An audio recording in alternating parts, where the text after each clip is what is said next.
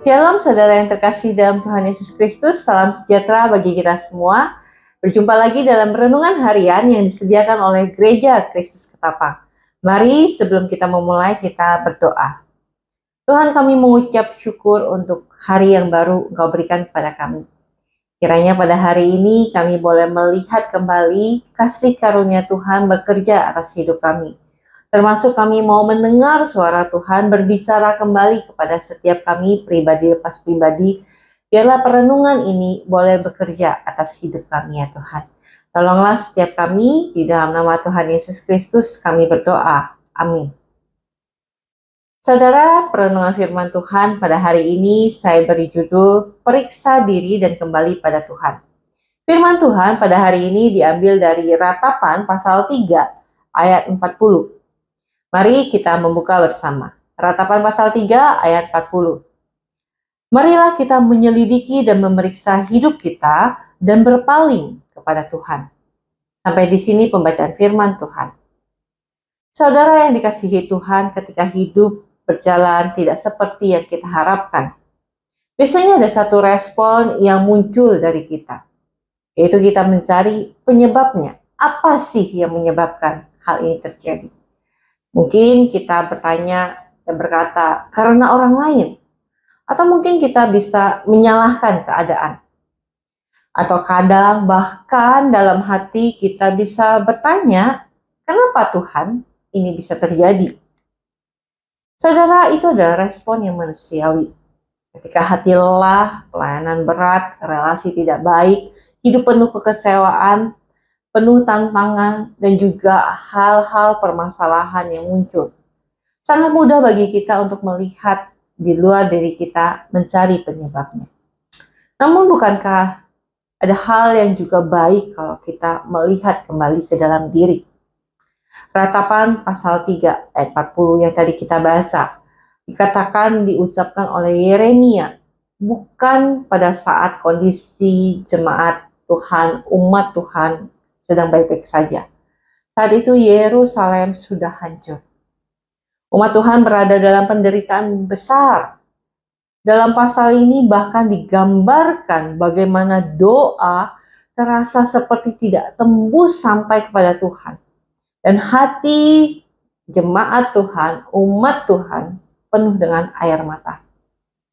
Tetapi menariknya di tengah semua reruntuhan yang terjadi, Yeremia tidak berkata, ayo kita cari tahu siapa yang salah.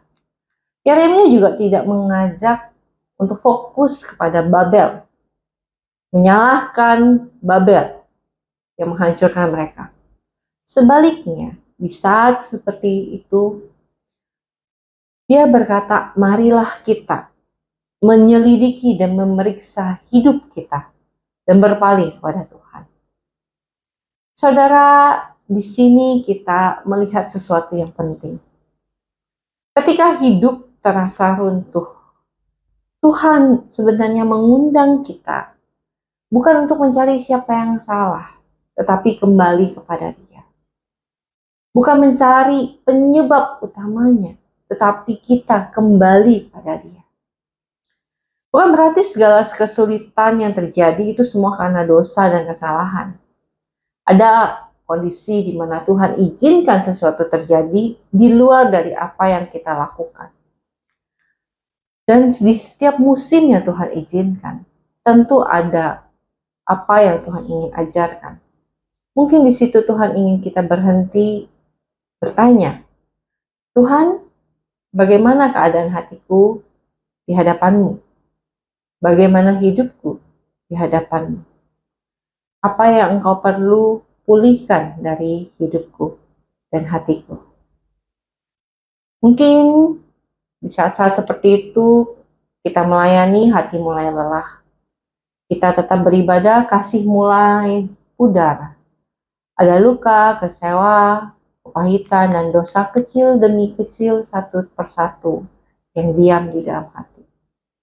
Namun saudara perhatikan, ketika ayat ini berbicara secara pribadi pada kita. Tuhan tidak hanya ingin kita introspeksi, tetapi Dia berkata, berpaling kepada Dia. Tujuan Tuhan menunjukkan kondisi hati kita bukan untuk menghancurkan, tetapi untuk membawa kita kembali kepada Dia, Allah kita. Dan inilah kabar baiknya. Di akhir pasal, ketika Yeremia berseru dan berada dalam titik paling rendah hidupnya, Tuhan mendengar semuanya dan berkata, "Jangan takut." Artinya ketika kita kembali kepada Tuhan, kita tidak datang kepada pribadi yang menunggu untuk menghukum kita, melainkan datang kepada Bapa yang mau merangkul dan memulihkan kita. Saudara, tak berkesudahan kasih setia Tuhan, tak habis-habisnya rahmat-Nya. Karena itu jika hari ini kita lelah, doa terasa hambar, tekanan hidup begitu menghimpit, keadaan ekonomi yang tidak stabil, masa depan yang tidak terlihat. Mari kita diam dan berhenti sejenak. Datang kembali kepada Tuhan dan dengar suaranya. Biarlah Tuhan menunjukkan pada kita apa yang Dia ingin bicara, apa yang Dia ingin kita lakukan, bagian mana yang ingin Dia koreksi. Biarlah Tuhan boleh berbicara pada setiap kita. Mari kita berdoa. Tuhan, kami mengucap syukur. Kami memiliki Allah yang begitu luar biasa, yang tidak meninggalkan kami meski di masa-masa kami sulit, yang tidak meninggalkan kami meski di masa-masa mungkin kami pergi berpaling. Tuhan yang ingin membawa kami kembali, diam, bersejenak, mendengar suara Tuhan. Tolonglah kami ya Tuhan, anak-anak-Mu ini. Biarlah kami boleh mengerti apa yang Kau kehendaki dalam hidup kami. Dalam nama Yesus Kristus kami berdoa. Amin.